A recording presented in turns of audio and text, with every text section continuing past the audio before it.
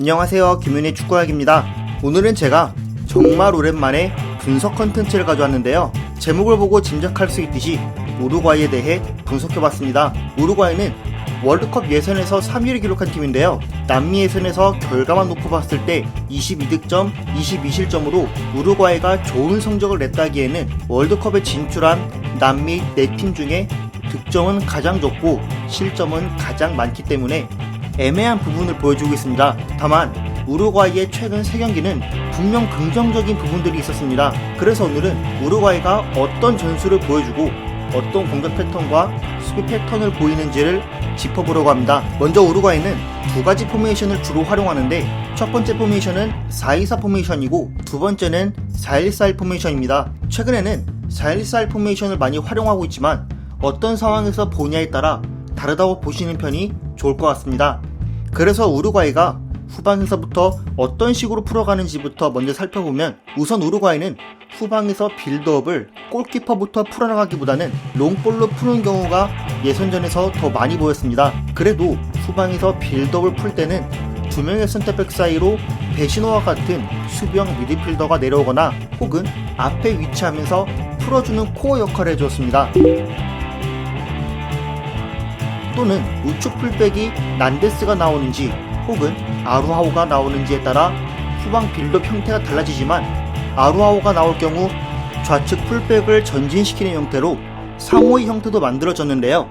이처럼 우루과이는 후방에서 상대가 어떤 포지셔닝을 보이냐에 따라 다양한 후방 빌드업 형태를 가져갑니다. 그래도 가장 최근에 나온 형태를 봤을 때는 포백 형태의 토레이라가 코어 역할로 나왔고, 후방에서 중원으로 빌드업을 진행할 때 우루과이는 크게 두 가지 특징을 보였습니다. 첫 번째 특징은 예선전에서 많이 보였던 특징인데, 우루과이에는 수아레스와 카바니라는 좋은 공격수들도 있고 떠오르는 신성인 누네스도 있기 때문에 이 세 선수 중 한 선수만 기용한다거나 한 선수를 다른 자리에 아예 배치하는 것은 꽤 아쉬운 상황이기 때문에 두 선수를 최대한 활용할 수 있는 방안을 우루과이는 예선전에서부터 고려했습니다.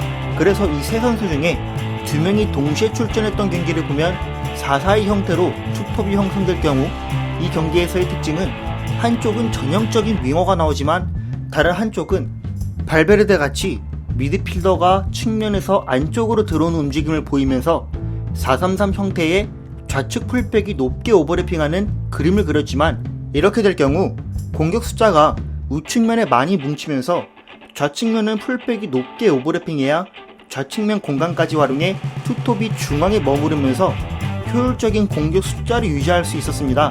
그러나 좌측 풀백으로 나오는 선수들의 오버래핑 타이밍도 아쉽기도 했지만, 무엇보다 풀백이 스타트 포지셔닝부터 올라갈 거리가 꽤 있는 편이기 때문에 타이밍을 잡고 올라가기에도 사실 쉬운 상황이 아니었고, 카바니, 수아레스, 누네스는 측면으로 빠지는 움직임에 자연스러운 움직임을 보여줄 수도 있지만 좌측 풀백의 전진 타이밍은 아쉬울 수밖에 없었고, 미드필더가 대각선으로 넓게 움직이거나 포워드가 측면으로 빠지면 이선 공간에서 움직일 선수가 부족해지고, 투톱 중 한 명은 내려오는 움직임을 항상 가져갔기 때문에 우루과이와는 맞지 않는 전술이라고 봐야 했습니다.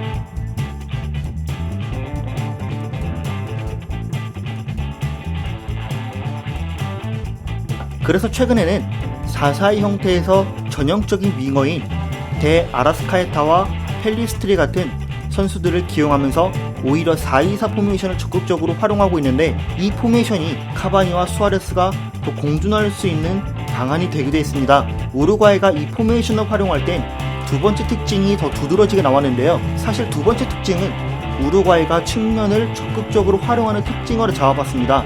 이 두 번째 특징은 우루과이가 4-1-4-1 포메이션을 활용하든 변칙적으로 3-5-2 형태를 활용하든 4-2-4 포메이션을 활용하든 공통적으로 나타나는 부분인데요. 우루과이가 후방 빌드업을 잘게 풀어나오든 길게 풀어나오든 상대에 따라 다양한 형태로 나오지만 측면을 항상 최대한 활용하려고 하는 편인데요.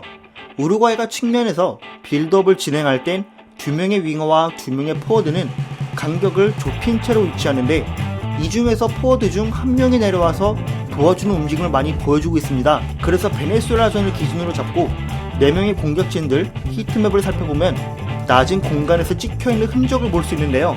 4명의 선수 중에 내려와서 2선 빌드업에 관여하는 선수가 뚜렷하게 어떤 선수다 라고 말하기보다는 상황에 따라 윙어가 안으로 더 좁혀 들어와 풀어주거나 풀백부터 주고 빠지는 이타적인 플레이로 측면에서 올라오고, 포워드 중 한 명이 사이드로 빠지면서 측면에서 안으로 밀고 들어오는 패턴을 잘 보여주고 있습니다. 또 풀백이나 윙어는 측면에서 안으로 들어올 때도 오프 더 볼 움직임으로 풀백과 센터백 사이로 비집고 들어오거나, 펠리스트리 같은 속도도 빠르고 볼을 소유하고 있을 때 치고 들어갈 수 있는 속도가 빠른 선수들이 측면 공간을 비집고 들어가는 특징도 있었습니다. 그리고 측면에서 돌파를 하지 못한다면 반대편으로 전환해주면서 카반이나 수아레스가 떨궈주는 플레이로 수비수들 시야를 확 뺏는 패턴도 보이기 때문에 수비 입장에서는 꽤 까다로운 공격 패턴을 보인다고 볼 수 있습니다.